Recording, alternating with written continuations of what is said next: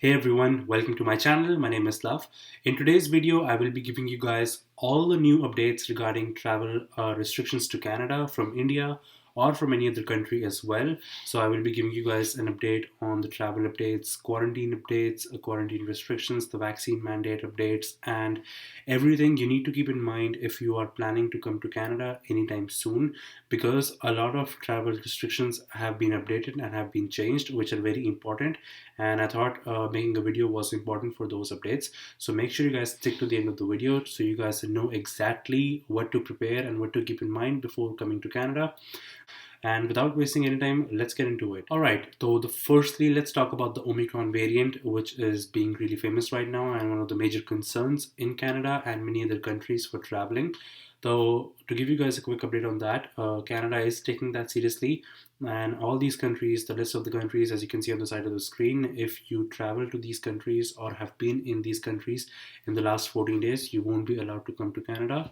So for those people coming from India, if you're looking to take an indirect route from any of these countries, I would recommend not to do that, as you guys can get stuck. So make sure you don't book an indirect route from any of these countries, as you can see on the side of the screen. Moving on, let's talk about the flight restrictions and the flight updates. So the good news is that all the direct flights from India to Canada currently are still on, and people are still coming to Canada from direct flights, and you can do that as well. There are no restrictions on that. You could use Air Canada or Air India. Both are working, and you guys can come from direct flights from India to Canada. They have not stopped. The only thing to keep in mind for the direct flights is that you need to take a COVID test at the Delhi airport at a Genestrings lab, which is only available at Delhi airport. So you need to take that test for taking a direct flight. No other test is allowed. And also, as you can see on the side of the screen on Air Canada's website, it says you can either take the PCR test or a rapid PCR test before taking the direct flight to Canada, and which is only done at Delhi airport. I have made a video on how you can book that test. Make sure to check that out. I've also made a video sharing my friend's experience who came directly from Air India from a direct flight from Delhi airport. So you guys can check that out as well. So if you are taking a direct flight, you guys would know exactly what to keep in mind. Secondly, for all those people who are taking an indirect flight, again the rules are same right now. So for indirect flight, you need to take a PCR test from anywhere from India within the 72 hours of your first flight. Second thing, you need to take a PCR test from the third country, from the indirect country from which you're traveling to. You need to make sure that your layover city will have a PCR testing available, and you need to do that before you can come to Canada. So that rule is still applicable, and they don't have an end date for that. So make sure to keep that in mind when you're booking a flight with an indirect route. Next thing, for travelers who have had COVID in the past, they can also present their COVID positive report at the airport within, if they were positive within the last 14 to 180 days from any of the lab available, they can present that report as well. Now, another thing to keep in mind, which is about the vaccine rule. So as of November 30th, as you can see on the side of the screen, so the only vaccines that were approved in Canada so far were the Covishield, the Pfizer, Moderna, Johnson & Johnson.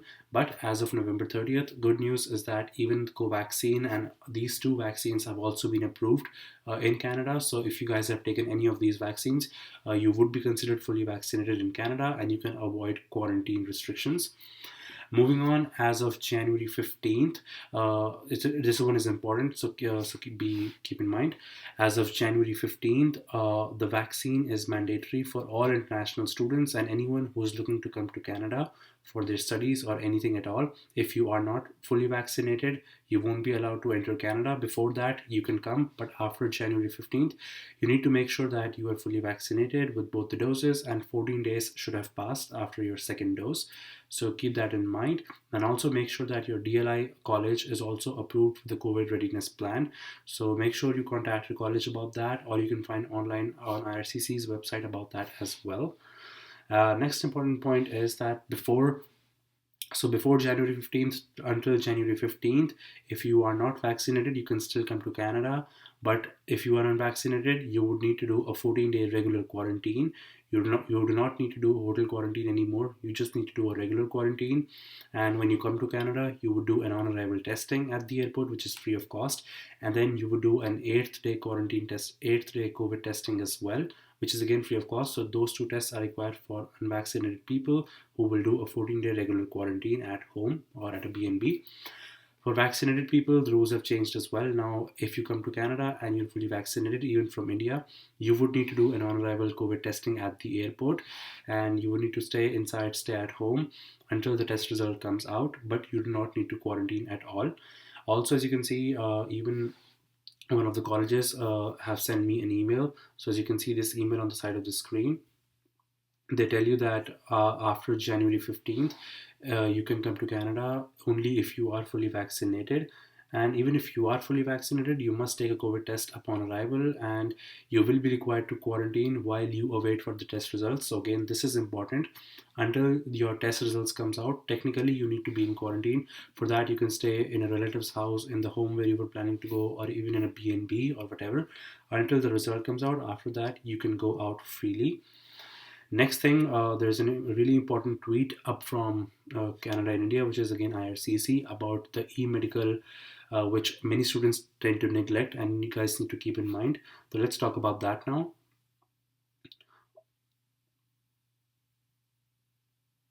Alright, so as you can see on the side of the screen, the students and workers, you must have a valid medical examination prior to traveling to Canada. So if you go on GCKey, your status or your visa should be approved and should say valid, and your medical must be valid as well before you can take a flight to Canada. Otherwise, you might be denied and boarding the plane. If your medical has expired, your visa is not valid for travel. Technically, your medical exam is valid for 12 months from the date your medical was assessed, not from the date you do it. So when you do the medical, when you apply for your visa, and when it shows your the date it shows your medical exam is passed, that's from that date you have 12 months that your medical is valid. After that, it is invalid. So make sure you keep that in mind. Next, if your visa has been put on administrative hold, please wait 4 weeks after your second medical exam before traveling. So once you get your second medical exam done, you need to make sure you wait until it is approved by IRCC on the online website, and you can check that on GCKey until it's approved. After that, you're free to come to Canada as well. The next important and the last update that I would like to share for students especially. So in my previous video, I shared that you need to be in Canada from January 1st. You need to be physically present in Canada to do your studies in order to be eligible for a postgraduate work permit. But now they have, knowing the conditions of COVID-19 and all the travel restrictions and everything, they have changed those rules and they have extended that. So now, as you can see, international students, we are extending the time you can study online outside Canada, and now you can study outside Canada and do your online studies until August 31st, 2022, and would still be eligible for a postgraduate work permit.